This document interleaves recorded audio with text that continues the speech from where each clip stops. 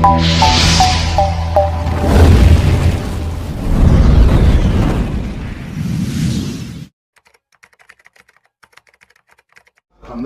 నమస్కారం. తర్వాత ముఖ్యంగా ఈ మధ్య పార్లమెంట్లో ఒక చట్టం కూడా రూపొందించడం జరిగింది, వక్ఫ్ చట్టం. మేము ఎలక్షన్స్ కన్నా ముందే కూటమి ప్రభుత్వంలో భాగస్వాములుగా ఉన్నాం కాబట్టి తప్పకుండా బిల్లుకు మేము మద్దతు ఇచ్చామనేది బహిరంగ రహస్యం. దాంట్లో ఏం దాపరికాలు లేవు, ఇంకోటి లేవు. అయితే కానీ తర్వాత నిన్న ఒక 3 రోజుల కిందట అవినాష్ రెడ్డి గారు పులివెందులకు వస్తే ఆ పార్టీకి చెందిన కొందరు ముస్లిం నాయకులతో ఆయనకు శాల్వాలు కప్పించుకొని మీరు బాగా ఫైట్ చేశారు, మీరు బాగా పోరాడినారని 100 మాగిదల మాదిరి అవినాష్ రెడ్డి గారి దగ్గర అంతా చెప్పుకోవడం. మేమేం చెప్తున్నామంటే మేము పొత్తులో ఉన్నాం కాబట్టి మా పొత్తులో ధర్మంగా భాగంగా మేము 100% మెజారిటీ 100% సపోర్ట్ చేశాం. అయితే అక్కడ ఏదైతే ముస్లిం సోదరులకు కొన్ని ఏదన్నా ఇబ్బందికరమైన పరిస్థితులు తలెత్తుతాయేమో అని మా దగ్గర ఉండి ముస్లిం సోదరులంతా కూడా ఒక కమిటీ వేసుకొని దాంట్లో కూడా అంతా బాగా స్టడీ చేసి ఏ పాయింట్స్ అయితే ఏ విషయాలైతే ముస్లిం సోదరులకు ఇబ్బంది అవుతుందేమో అనేటి వాటికి కూడా పార్లమెంట్లో మేము ధైర్యంగా సవరణల రూపంలో చెప్పాం. ఒక 4 నుంచి 5 సవరణలు చేశాం. దాంట్లో 3 అత్యంత ఇంపార్టెంట్ అయినటువంటి సవరణలు కూడా తర్వాత కేంద్రం ఒప్పుకోవడం జరిగింది. కాబట్టి మాకు అవసరమైతే ఇప్పుడు రాష్ట్ర ప్రయోజనాలు ముఖ్యం.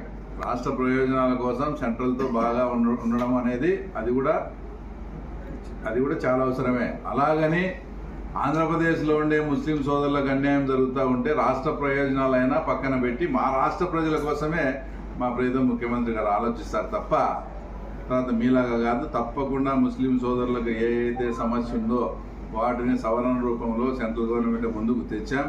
ఆ సవరణలో అత్యంత ఇంపార్టెంట్ అయినటువంటి సవరణలు కూడా కేంద్రం ఆమోదించింది.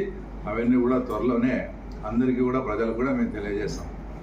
ఇది మా స్టాండ్. ఓపెన్గా ధైర్యంగా మేము సపోర్ట్ చేశామని చెప్తాను. కానీ దాంట్లో ముస్లిం సోదరులకు అన్యాయం కలగకుండా ఈ రకంగా చేశామని చెప్తాను. అదే తర్వాత ఈరోజు మీరు పూలు చెల్లించుకుంటే మీ పార్టీ వాళ్ళు మీరేం చేశారు? మీ సొంతం వైఎస్ఆర్సీపీ పార్టీ బ్యానర్ మీద గెలిచిన ఒక రాజ్యసభ సభ్యుడు అవసరం లేని లోక్సభలో అయితే మీరు మద్దతు ఇస్తారు, అవసరం ఉండే రాజ్యసభలో ఆటోమేటిక్గా జగన్ రెడ్డి ఎవరినైతే సెలెక్ట్ చేసుకున్నారో ఒక రాజ్యసభ మెంబరు 100% వక్కుదానికి బీజేపీకి సపోర్ట్ చేయడం ఇది వాస్తవం కాదు. అంటే ఎందుకు ఈ ద్వంద్వ వైఖరి, ఎందుకు ఈ 2 నాలుకల ధోరణి? మేము ఓపెన్గా చెప్తున్నాం, మేము సపోర్ట్ చేసామని. మీ మాదిరి లోక్సభలో అట్లా రాజ్యసభలో ఇట్లా చేసి ముస్లింలను మోసం చేసే ఆ పరిస్థితి కానీ ముస్లింలను మోసం చేయాలని అతను మీలాగా కానీ మాది ఒకటే స్టాండు, తర్వాత ఒకటే ఇదిగానే ఉంటుంది. తర్వాత పులివెందుల్లో ఉండే ముస్లిం సోదరులను కూడా ధైర్యంగా మీరు మీ గుండె మీద చేసుకొని చెప్పండి. ఈరోజు నిన్న ఒక వారం కిందట రంజాన్ జరుపుకున్నారు, ఈద్గా. ఆ ఈద్గా అనేది మేము లేకపోతే ఆ ఈద్గా అనేది ఈరోజు ముస్లిం సోదరులంతా ఆనందంగా పండగ జరుపుకుంటారు రంజాన్ వస్తే. ఆ ఈద్గా వచ్చేదానికి కానీ ఈరోజు మీరు ఆ రకంగా ప్రార్థన చేసుకుంటే అంత మంచి వాతావరణం ఉండేదానికి మేము కారణం కాదా? మీరు ఒక్కసారి గుండెల మీద చేసుకుని కూడా మీరు ఆలోచించండి.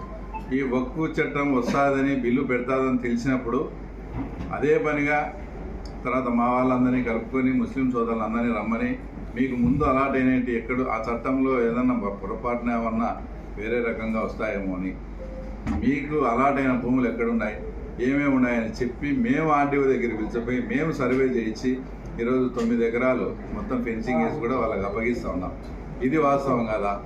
తర్వాత బాపనపల్లి రూట్లో ఒక 3/4 ఎకరా ఉంటే అది కూడా రైతుతో మాట్లాడి ఆ 3/4 ఎకరా కూడా తర్వాత ఈరోజు ముస్లిం సోదరులకు హ్యాండ్ ఓవర్ చేయాలి. ఇవన్నీ గత 15-20 సంవత్సరాల నుంచి పరిష్కారం చేయకుండా ఉండే సమస్యలు. మీరు 30-40 ఏళ్ళ నుంచి మిమ్మల్ని గెలిపిస్తూ వచ్చిన ఈ పులివెందుల ముస్లిం సోదరులకు మీరేం చేసినారో తర్వాత ఏ చర్చకైనా కులంగలగా చర్చకైనా మేము రెడీ.